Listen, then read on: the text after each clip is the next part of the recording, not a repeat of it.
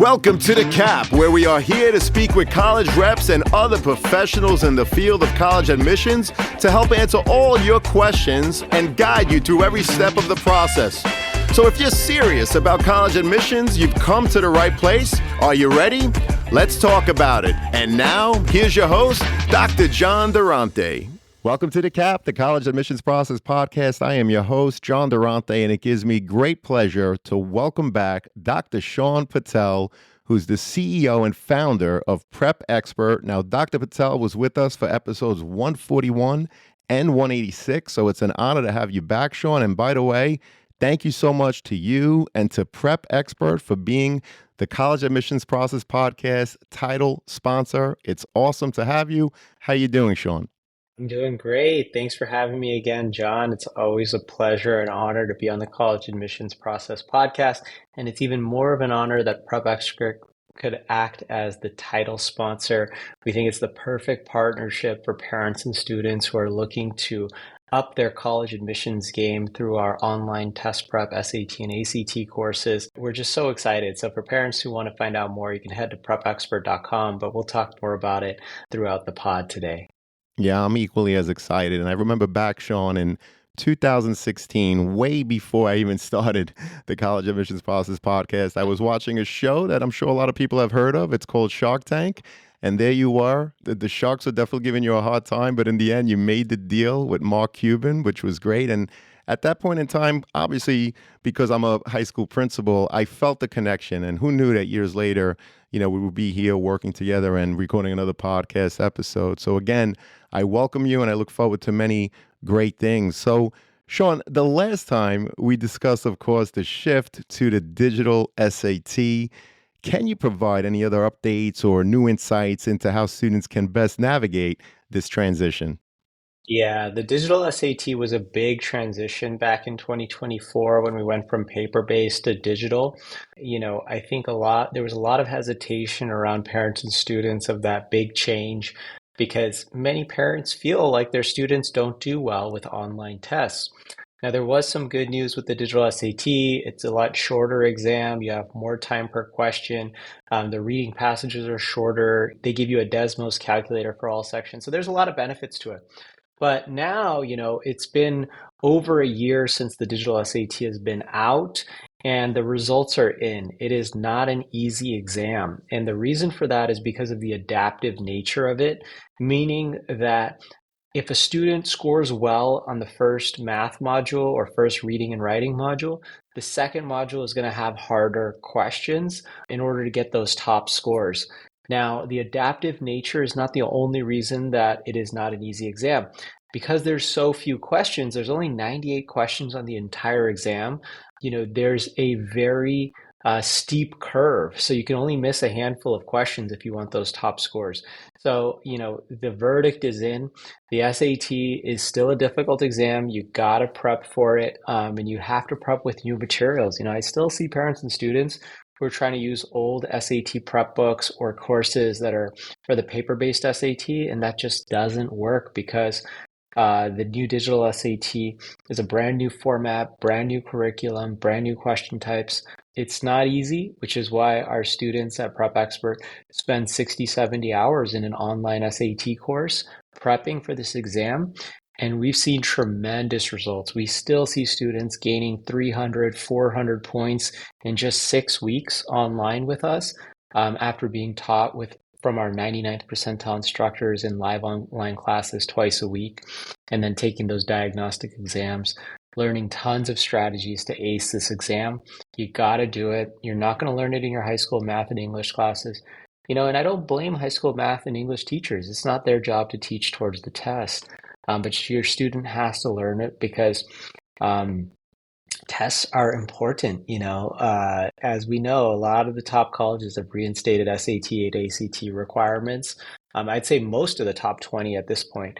And outside of that, it's important for college and scholarships and even test optional colleges. There's a lot of studies out there that show that students who submit an application with a test score are accepted at rates sometimes up to 3 times higher than students without test scores. So I just want to dispel that myth to parents listening right now that think, SAT and the ACT are no longer important because the media told me it's no longer important, right? So don't listen to the media on that one.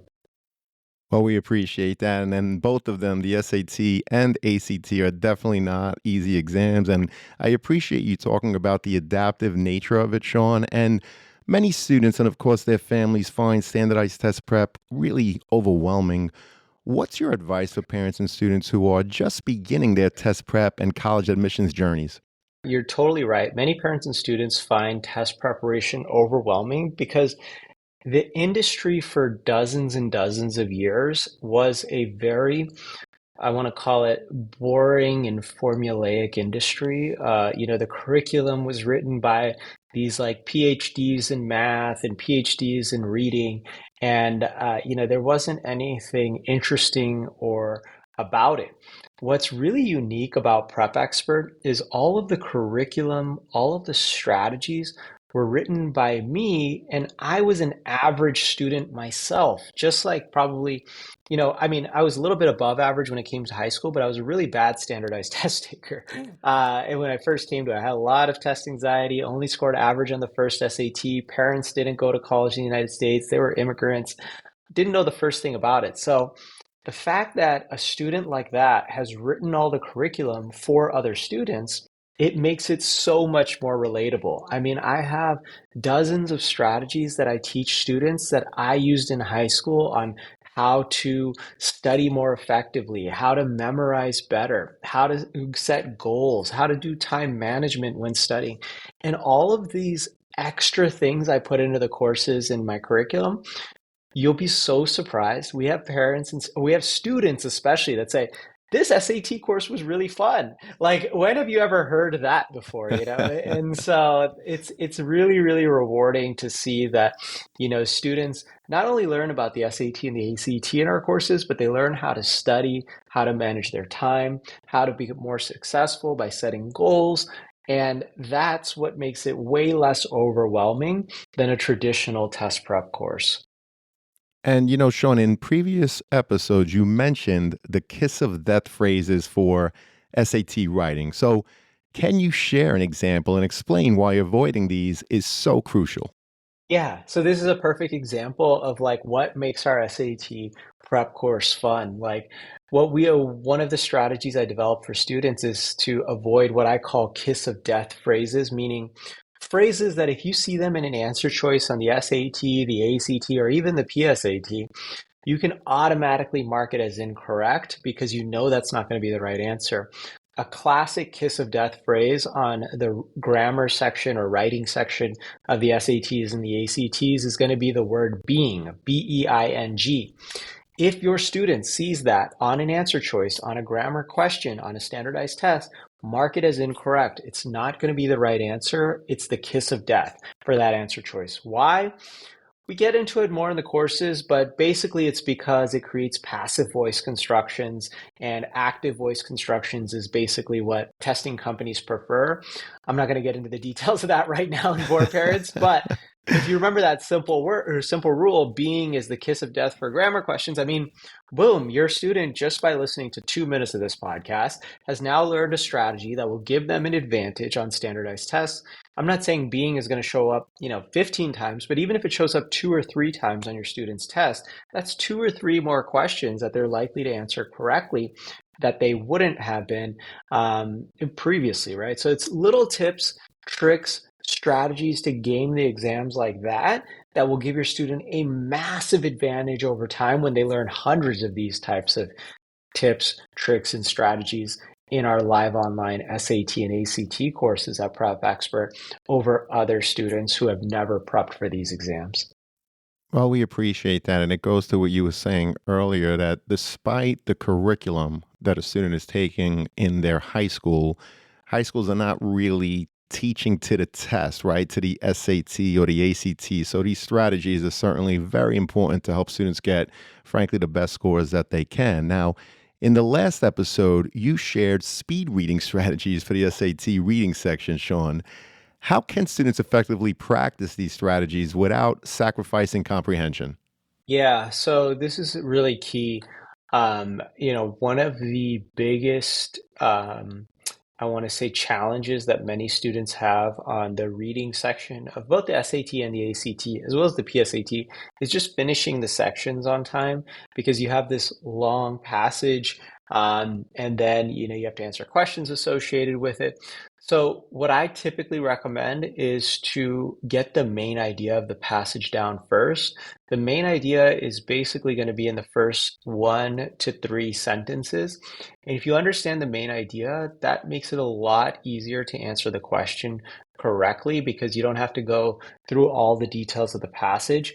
The other, big time save on passage-based reading is read the question first. Don't read the passage first. A lot of students make this mistake because when you're presented it on the screen or on paper, if you're taking the paper ACT, the passage comes first. So a lot of people read the passage first. Read the question first because the question will hone you in on what you need to focus on and zero in on in the passage, and that makes a big, big difference. It's kind of like going on a treasure hunt. And if you go on a treasure hunt and you don't know what you're looking for, you're not going to know where to look. But if you have a map or a picture of the treasure you're trying to find, it's a lot easier to focus on, okay, this is what I'm looking for, and then you can find that in the passage. Well, such great advice. And Sean, your book, which of course I'll link in the show notes, emphasizes strategies for winning scholarships before 12th grade. Can you explain why starting early is important and share actionable steps that students can take now to prepare for scholarships? Yeah, I would say for specifically what you mentioned, scholarships before 12th grade, what I usually tell parents and students is that if you're the parent of an eighth grader, ninth grader, 10th grader, or 11th grader, the PSAT is your golden ticket. And the PSAT is the preliminary SAT, but it also stands for, or it also is the NMSQT, which stands for National Merit Scholarship Qualifying Test. Now, why is national merit important? Well, national merit is basically something you achieve by getting a high PSAT score. And if you get a high PSAT score, you become national merit. Well, what's the big deal? Well, half of National Merit semifinalists receive a $2,500 scholarship to any college they would like to attend. Okay, that's great, but $2,500 only buys you like a couple textbooks these days. So, the bigger thing about National Merit now is that there are over 100 colleges and universities that offer automatic half tuition, full tuition, or even quarter tuition scholarships to students who are National Merit. And why is that a big deal? Well, because if you go, let's say, to my alma mater, the University of Southern California, which is, a top 25 university, they'll give you a half tuition scholarship worth $100,000, all because you were national merit. I mean, that's $100,000 for scoring well on one test. Now, here's the catch. The PSAT is not like the SAT or the ACT that you can take unlimited number of times. The PSAT, you can only take it one shot. It's a one-shot deal. It's in October or usually in the fall of 11th grade. And so you have to score well on that test in order to qualify for national merit. Now, some people might be wondering, well, how high do you need to score on the PSAT? Well, that depends on, which state you live in. A more academically competitive state like where you're from, John, New York, you're going to have to score higher out of 1520. Usually New York's around 1460, 1450 to get national merit. A less academically competitive state like where I'm from in Nevada, you only need to get like a 1350, 1360. So it depends on how well the students in your state perform to get national merit. But man, it's such a big deal. And some parents listening, I should just note, they might say, well, my kid took the PSAT in 10th grade. That's the PSAT 10. There's a PSAT 8, 9 for 8th and 9th graders. Those are practice. They don't count towards national merit. The only one is going to be in 11th grade. So, man, do you need to prep for the PSAT and the SAT starting in 8th, 9th, 10th grade so you can knock it out of the park when you get to October of 11th grade? And John, you're a high school principal. Maybe you can explain this to me. Why do so many college counselors in high school, I've seen this at every high school I go to, they say, don't worry about test prep until spring of your junior year. Well, Mm. if you wait until spring, you already missed the PSAT National Merit opportunity in fall of your junior year. I'm going to ask a high school principal, why, where does that advice come from? Well, I think if people are given that advice, it's actually bad advice to your point, Sean, because as you explained beautifully, the PSAT, you do get that one shot, and it is a national merit qualifying exam. Now, you mentioned that the state of New York, where I live, is actually very competitive. Basically, you have to be in the top 1% in New York. hmm And fortunately, we have many at the high school where I work each year, but you have to be in that top 1% of the state of New York in order to qualify. But I also want to mention what you said. As a semifinalist, yes, you get $2,500, which perhaps covers books.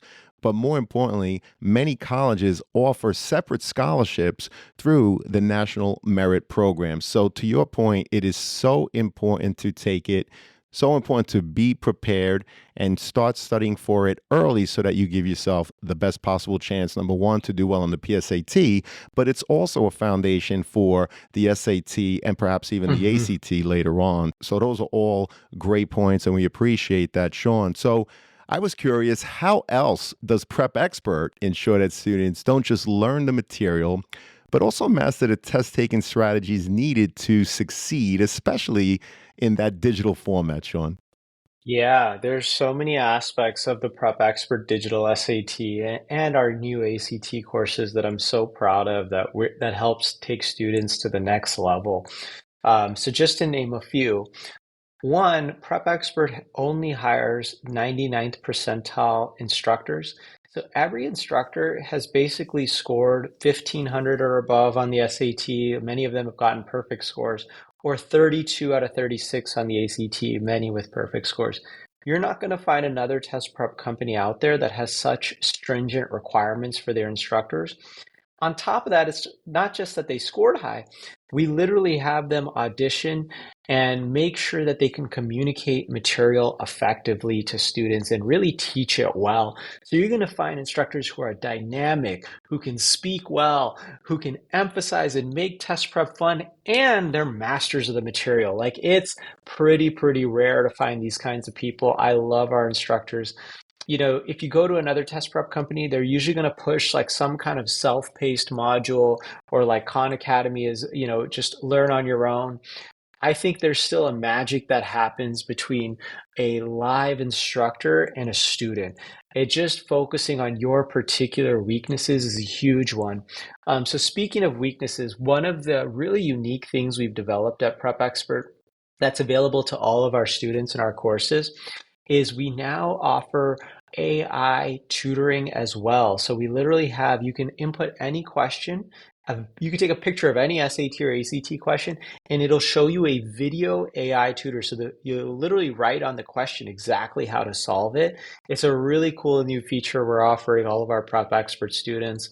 On top of that, we've analyzed thousands of the hardest math questions on the digital SAT, and we've created these hard math quizzes in order for students to optimize for that math module hard questions, because those are the ones that cause students the most difficulty and prevent them from getting those top 1%, 99 percentile scores. Students absolutely love those.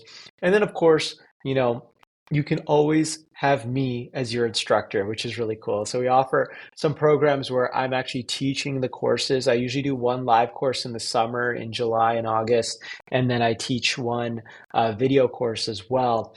So a lot of parents and students would like me as their instructor. I didn't teach for a long time because I was busy with medical school and residency, but I'm back and I'm loving it, and I love interacting with students. So if you'd like to get into one of my courses, just look for the founder courses at Prep Expert. I'm the Prep Expert founder, Dr. Shaan Patel, and you'll be able to enroll right there.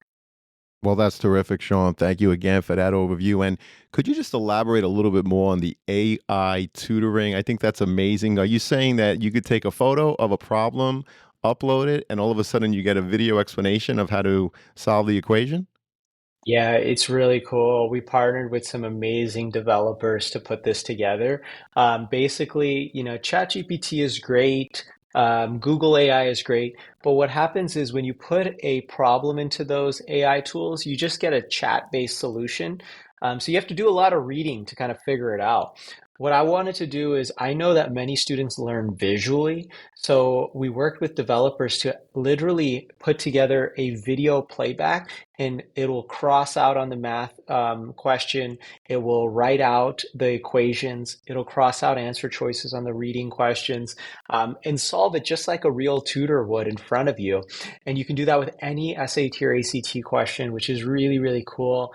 I'm very excited. Students have just started using it, and we're getting a lot of great feedback. So I'm excited to where this could go. No, that's very exciting. And I would imagine that you're definitely getting a lot of great feedback. So we appreciate you sharing. Now, Shaan, you've worked with many students aiming, of course, for those top tier colleges. What are some of the most common test prep mistakes you see students making, and how could they avoid them? Yeah, so one of the biggest mistakes that I see many students make when they're prepping for the SAT or the ACT is that they, try to prep with third-party test questions. So that means going to the Princeton Review or Kaplan or Barron's or all these books that say, 10 practice tests. You see them all over Amazon. The problem with these questions is they're not produced by the test creator. So, trying to create really accurate test questions is very difficult to do. There's millions of dollars that the College Board, the company that makes SAT, spends in statistical analysis and testing to create perfect test questions. And when you prep with a third-party provider, they're just trying to guess what's on the SAT. Their answer choices may not be perfect. You're going to have maybe multiple answer choices be the right answer. And so you're kind of just preparing with subpar questions, which is why at Prep Expert, we source every official test question from the College Board as well as ACT and the ACT Inc. for ACT courses so that students get the most authentic practice material available to be able to practice accurately. So really the key is you have to use perfect strategies and apply those to perfect test questions. So the perfect test questions are from the College Board for the SAT and ACT Inc. for ACT. And the perfect strategies, I believe, are from Prep Expert and what we teach our students. Now, when you put that combination together, it's a immediate success, immediate improvement in student scores. So that's really the formula. Well, that's terrific. And Shaan, for students who may not be familiar with, of course, these test prep companies, what else should they look for when choosing a program, and what makes Prep Expert? And I know you talked about a lot of great things, but what makes Prep Expert stand out in terms of the value and those results? Yeah, absolutely. So when you're looking for a test prep company, I think there's a few things you want to look for. One is how long have they been around? You'll see a lot of new test prep companies these days with that just popped up in the last couple of years. So do they have a track record? You want to view, their student testimonials. What are their average score improvements? Who are their instructors? Who's actually going to be teaching you? Because many times test prep companies, they won't actually give you any live online or live instruction, which, I always see that students who have live instruction with instructors perform better than the students who are just going through self-paced video modules.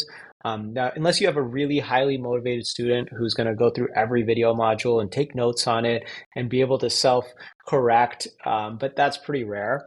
So I always recommend trying to get a real instructor in any test prep situation. Um, and so what makes Prep Expert different is, as I mentioned, we only hire the best instructors who have scored in the 99th percentile, who have an amazing ability to teach. On top of that, we've helped over 100,000 students for almost 15 years now. So we've been around for a very long time. We've helped over 100,000 students improve their SAT and ACT scores and win over $100 million in college scholarships. Wow. And on top of that, we do something that no other test prep company does, which is we teach you how to be successful, not only on SAT and ACT, but in life. And what I mean by that is we teach study strategies, time management strategies, test anxiety strategies. We even teach you a strategy on goal setting, on how to visualize and manifest your goals, whether it's test prep, college, scholarship related, which has been so impactful for me in my own life as an entrepreneur, and it's been so impactful for my students who have gone on to become doctors and lawyers and work at NVIDIA and Apple, and it's just helped them so much. So I'd say those are some key differentials. And then, of course, you want to look at the guarantees. Prep Expert has the best guarantees in the test prep industry. It's a 200-point SAT score improvement guarantee, which means if your student doesn't improve their official SAT score by at least 200 points after completing our courses, we will give you 100% of your money back. And then on the ACT, that's a 4-point money back score improvement guarantee. A lot of times you'll see test prep companies offer guarantees, quote unquote, but it's not money back. It's just, we'll keep giving you another course or tutoring. I'm talking about money back guarantees. And as the founder and CEO of Prep Expert, I really believe that, if we don't deliver on our promises, that you deserve your money back. And I will say, like, maybe about 10% of students don't get the score improvement guarantees, and we do just refund you 100% of your money. So, but that means there's a 90% shot that your student's going to improve 200 points or 4 points, which I think it's a great deal for everyone involved. Well, it's a great deal, and those are tremendous odds. And Shaan, I have to tell you, it's one of the reasons why I'm so happy to be partnering with you, because I would never partner with anyone that I firmly didn't believe in their product. And one of the reasons is for what you just explained, and it's those guarantees. It shows that you really stand by your product, and I appreciate that as a parent myself and an educator. So, Shaan, this has been a phenomenal conversation. Unfortunately, it does lead us to that last question, which is, do you have any additional advice you'd like to share with students and, of course, their families as they prepare for the college admissions process? Yeah, definitely. I think the biggest piece of advice I'd have is, take standardized testing and test prep seriously. And I say that because I've been in the industry for 15 years, and I always see that students who get started in their test prep journey in 8th grade, 9th grade, 10th grade often end up getting into the best colleges. They get the highest score improvements. They win the most scholarships. And, don't wait until 12th grade in December and say, oh, I got to do test prep now, right? It's a little too late. And then the other thing I would say is just going back to that earlier point. Ignore all of those media articles that say the SAT and the ACT are no longer important because colleges are test optional. I will tell you, all of the studies indicate that even test optional universities have higher admission rates for students who submit test scores. On top of that, almost every top university from Harvard, Yale, Stanford, MIT, Cornell has, and the list goes on, and even non-top schools like University of Texas, University of Miami, lots of universities out there are reinstating standardized testing requirements. And the reason is really they saw bad outcomes when they went test optional. They didn't get the best classes, students into their schools. And on top of that, it was unfair to the students because, you have 100,000 applications and everyone, or not everyone, but half of the applications have a 4.0 GPA. It's really difficult to tell them apart. And so they brought back standardized test scores because the data showed that they worked. And then the biggest reason that I gotta shout out is, you gotta take these tests for scholarships. There's billions of dollars in scholarships out there. I got $500,000 myself. I've had students get $1 million, $250,000, 100,000 because of their test scores. They're just automatically given a full tuition or half tuition scholarship to the universities they apply to. And many times it's because not only do they have high grades, that's a prerequisite, but they had high test scores and they had good extracurriculars. So it can really help you stand out in the scholarship application process as well. So take this stuff seriously. I know it's a very stressful process, but I want to wish everyone listening the best of luck. Whether you sign up for a Prep Expert course or not, I really, really just wish all parents and students the best of luck in the test prep process, in the college admissions process. I'm so grateful that people like you, John, are making this easier to understand and clarifying the process for parents and students who are confused out there, and just giving everyone more information, which is great. Well, more information is definitely great. And I love your piece of advice in terms of take test prep seriously. It can lead to many scholarships, which are so important for students and their families, particularly with the cost of college on the rise. Each year we hear about how tuition is just increasing. So I really appreciate that, Shaan. This has been awesome. It's been an honor to have you back, and I hope to have you again soon, Shaan. Thank you so much. Thanks, John. I'm looking forward to coming back, and congratulations. Thank you as well. And to everyone out there, good luck with the college search. Take care all, and best wishes. Thank you for joining us on this episode of The CAP, the College Admissions Process Podcast. We hope you enjoyed the show. If you did, please don't forget to tell a friend and follow us on Facebook, Instagram, Twitter, and wherever you listen to your podcasts. I am your host, John Durante, and I look forward to seeing you on the next episode of The CAP.